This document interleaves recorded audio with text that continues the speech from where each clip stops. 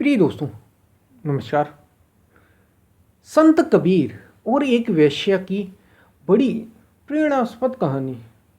कैसे एक राजा के दरबार में संत कबीर जाते हैं, कैसे लोग उनके पीछे एक वेश्या को लगा देते हैं, कुछ पैसे के लालच में वेश्या लग जाती है और कैसे इससे छुटकारा होता है। इसी पर हम वीडियो में बात करेंगे। उससे पहले अगर आप चैनल पर नए हैं तो सब्सक्राइब भी करें, वीडियोस को लाइक भी करें, जो पसंद आए उसको ज़्यादा से ज़्यादा शेयर करें और पूरा सुने, अंत तक सुनेंगे वीडियो को तो आप ठीक से समझ पाएंगे और समझ पाएंगे तो निश्चित रूप से जीवन में उतार भी पाएंगे। हम चलते हैं अपनी वीडियो की तरफ।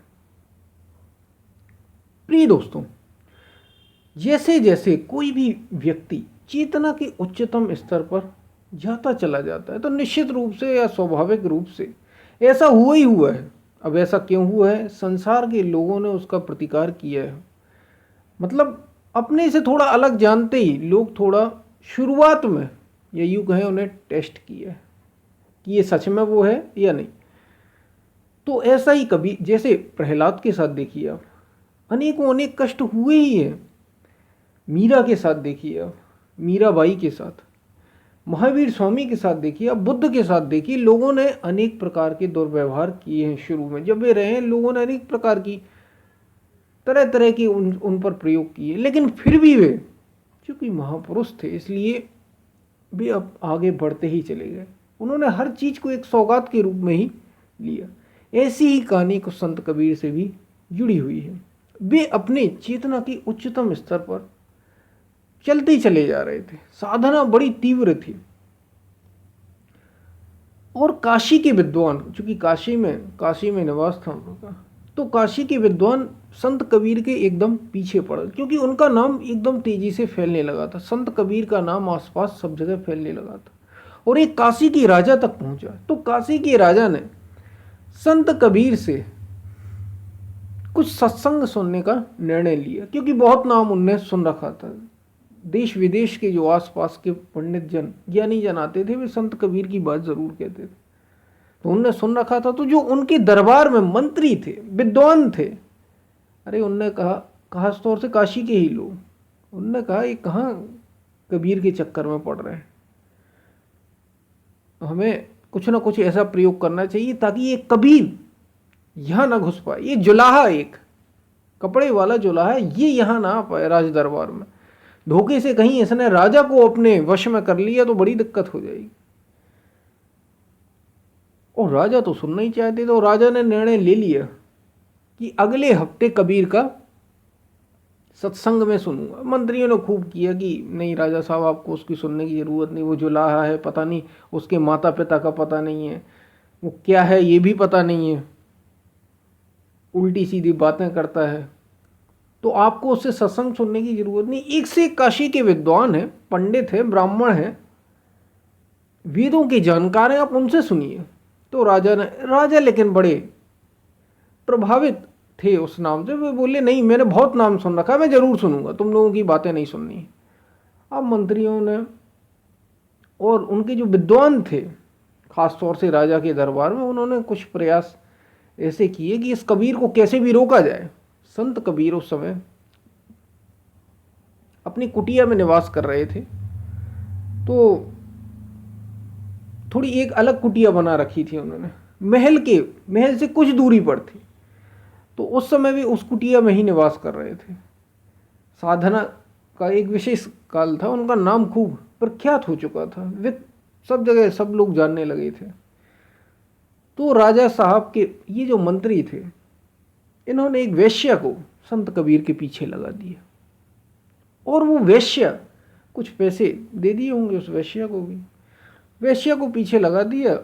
काशी के बाजार से संत कबीर गुजर रहे थे, उस वेश्या ने उनके पांव पकड़ लिए और बोली आपने मेरे साथ ऐसा क्यों किया, मेरा वही धंधा ठीक था, जब आपने मुझे अपना ही लिया था तो अपने साथ क्यों नहीं रखा। और तरह तरह की बातें करने लगी। बस वे लोग जो थे छिपे हुए थे, वे तुरंत निकल के सामने, वे जो विद्वान थे जो पीछे लगे हुए थे कबीर को गिराने में, वे सामने आ गए। बोले ये तो देखा कितना ढोंगी है, अरे ये तो वेश्या को अपने साथ रखा है। और उससे बोलने लगे कि क्या हुआ तुम्हारे साथ। बोले ये इन्होंने मुझसे कहा था कि हम जन्म भर साथ रहेंगे, ऐसा रहेंगे, और अब मुझे छोड़ के आ गए। मेरे खाने की भी व्यवस्था नहीं है मेरे पास, मैं क्या खाऊं, मेरे पास तो उसके लिए धन भी नहीं है।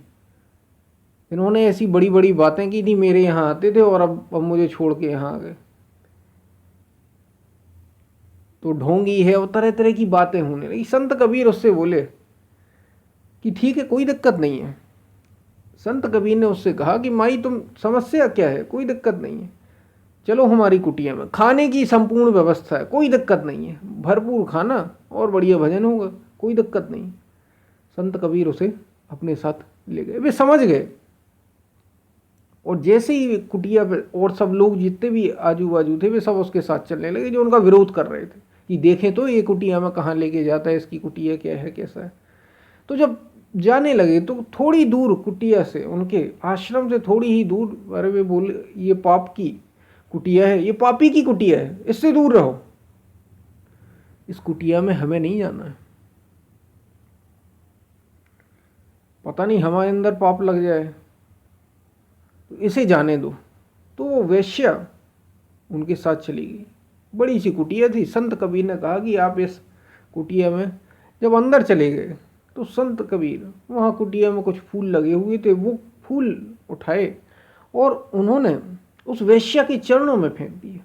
और संत कबीर बोले माई आपको भगवान नहीं भेजा है, आपको भगवान नहीं भेजा है। मैं बहुत दिनों से प्रार्थना कर रहा था प्रभु से कि हे प्रभु मुझे साधना में एकांत चाहिए, जहाँ आप हो और केवल मैं हूँ और कोई नहीं, ऐसा मुझे एकांत चाहिए। लेकिन मुझे मिल ही नहीं रहा था, क्योंकि लोगों की भीड़ मेरे आसपास जमा होने लगी थी और लोग कहते थे, कोई कह रहा था कि मेरा धंधा नहीं चलता, कोई कह रहा कि मेरे केस को आप सुलझवा दो, कोई कह रहा था कि मेरा बच्चा नहीं है, वो बच्चा कैसे होगा, आप आशीर्वाद दे दो तो बच्चा हो जाए। कोई अच्छे नंबरों की बात कर रहा था, कोई अच्छी नौकरी की बात कर रहा था, तरह तरह की, कोई बीमार है तो स्वास्थ्य की समस्याएं लेके मेरे सामने था और रोज प्रश्न पूछे जाते थे। मैं परेशान हो गया था। ईश्वर से मेरी प्रार्थना यही थी, उनसे यही रात दिन प्रार्थना करता रहता था कि मुझे कुछ, जहाँ आप हो और मैं हूँ, ऐसी व्यवस्था कुछ कर दो। और देखो ईश्वर ने आज मेरी सुन ली, तुम्हें भेज दिया माई, तुम कोई दिक्कत नहीं है, ठाठ से यहाँ रहो, खाने पीने की खूब व्यवस्था है, बनाओ खाओ, कोई दिक्कत नहीं है, और मैं आराम से भजन करूँगा, एकांत में रहें, कोई दिक्कत नहीं है। तुम अपनी उस कुटिया में रहो, मैं यहाँ निवास करता हूँ, कोई खाने पीने की कमी नहीं होगा, मैं भजन करता हूँ। बस क्या था, वो हफ्ता बीतने लगा और जैसे ही 5-6 दिन हुए और राजा के यहाँ जाने का निमंत्रण आया, तो संत कबीर फिर से उसके पास पहुँचे और बोले कि हम राजा का निमंत्रण मेरे पास आया है, हमें वहाँ जाके सत्संग सुनाना है, तो अगर तुम्हें साथ में चलना हो तो चलो। क्योंकि संत कबीर पहले ही जानते थे कि ये इसी के लिए आई है, इसको तो लोगों ने भेजा है पैसे, कुछ पैसे देके, और इसको भेजा है ताकि ये मेरा नाम खराब कर सके, इसलिए आई है ताकि राजा मुझे दुत्कार कर भगा दे। इसलिए संत कबीर ने अपने तरफ से ही राजा का वो प्रस्ताव उस वेश्या को कह सुनाया। वो तो तैयार ही थी, वो इसलिए आई थी। और बस जब वो दिन आया, संत कबीर निकले, उसके साथ ये भी चल पड़ी। यहाँ विद्वानों ने, जो काशी के विद्वान थे, जो कहे तथा कथित विद्वान थे, उन्होंने कहना शुरू कर दिया, मंत्रियों ने कहना शुरू कर दिया कि कबीर बड़ा दुष्ट है, अपने साथ अब तो सुना है वैश्या भी रखने लगा है, तरह तरह की बातें, वो एक जुलाहा है, ये है वो है। राजा ने कहा नहीं, मैं सत्संग तो उनका सुन के रहूँगा, बहुत नाम सुना है मैंने। जैसे करीब आए और महल में उन्होंने, राज दरबार में जैसे ही प्रवेश किया तो साथ में एक वेश्या दिखाई दी। जैसे ही वेश्या दिखाई दी तो संत कबीर से राजा ने कहा बस बस बहुत हो गया। अरे हम भी, क्योंकि वो राजमहल में आ चुकी थी, बड़ा नाम था उस वेश्या का, वो राजमहल में भी वो वेश्या आ चुकी थी, तो बड़ा उसका नाम था। राजा ने देखते ही पहचान लिया और वो बोले, अरे हमने भी वेश्या रखी हैं, हमारे यहाँ भी नृत्य करने आती है, अगर इनने ये रख ली तो कोई बात नहीं, लेकिन राज दरबार में तो कम से कम मर्यादा से आना चाहिए था। अब इनका कोई सत्संग नहीं सुनेगा, ये कोई महापुरुष है ही नहीं, इनकी बातें सब ऐसी ही हमने देख ली। और जाने लगी। संत कबीर से कहा कि आप निकल जाएं यहाँ से।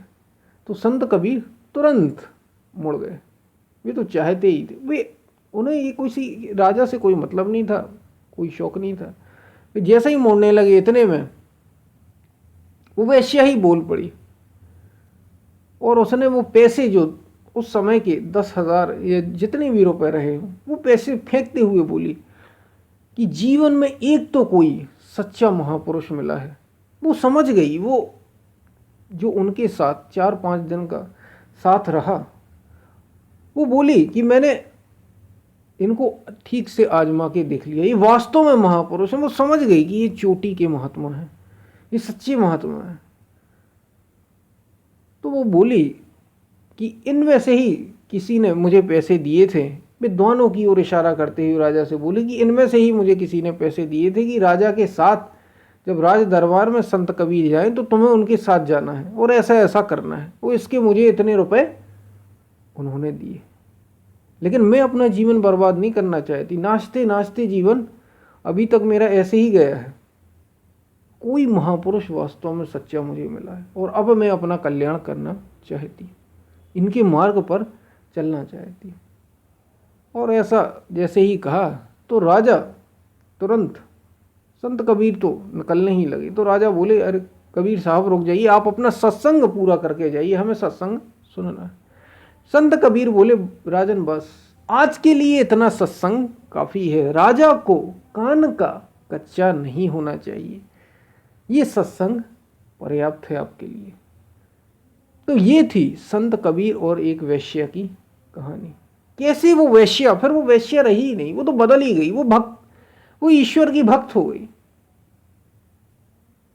तो ऐसे अनेकों अनेक महापुरुष हुए जिस पर लोगों ने तरह तरह के आक्षेप किए हैं, लेकिन वे महापुरुष निरंतर ईश्वर की साधना में रत रहे हैं। तो हम जिस पर भी आक्षेप लगाते हैं, हमें सावधान रहना चाहिए कि वो क्या है, कैसा है। किसी दूसरे पर ध्यान ही क्यों, आप अपने पर ध्यान दीजिए। तो लोग क्या कहते हैं आपसे कोई फर्क नहीं पड़ता, आपको अच्छा कहें बुरा कहें कोई फर्क नहीं पड़ता। सारी चीजें ये है कि आप वास्तव में अंदर से कैसे हैं, आप क्या करते हैं कोई फर्क नहीं पड़ता। आप बाहर से कैसे हैं, बाहर से वेशभूषा कैसी है, बाहर से आप कैसे दिखते हैं, बाहर से आपकी व्यवसाय क्या है, गरीब है या अमीर है कोई फर्क नहीं पड़ता। आप अंदर से कैसे हैं, आपकी साधन रथ है या नहीं, सच्ची बात बस यही है। तो ये थी संत कबीर और एक वेश्या की कहानी। कैसे वेश्या को बदल दिया, उसका रूपांतरण ही कर दिया, और साथ ही साथ राजा का भी रूपांतरण संत कबीर के आचरण ने, उनके चरित्र ने कर दिया। तो हम फिर मिलते हैं, तब तक के लिए धन्यवाद।